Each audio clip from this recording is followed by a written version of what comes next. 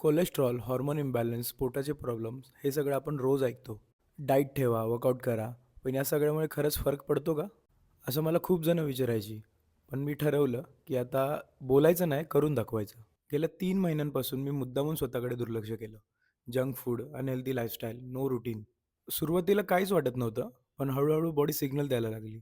पोट दुखायला लागलं, ब्लोटिंग कायमचं झालं. एनर्जी एकदम झिरो असायची.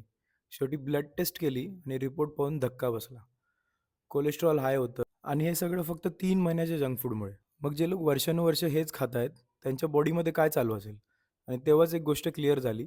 वर्कआउट फक्त बॉडी बनवण्यासाठी नाही, तो सगळ्यात आधी हेल्दी राहण्यासाठी असतो. आणि इथूनच सुरू झाला आपला प्रोजेक्ट फिटचा प्रवास. आणि या जर्नीमध्ये मी त्या लोकांना सोबत घेणार आहे, ज्यांना स्वतःला बदलायचं आहे, हेल्दी राहायचं आहे आणि फिट राहायचं आहे. जर तुम्हालाही स्वतःला बदलायचं असेल, तर आपला WhatsApp ग्रुप जॉइन करा.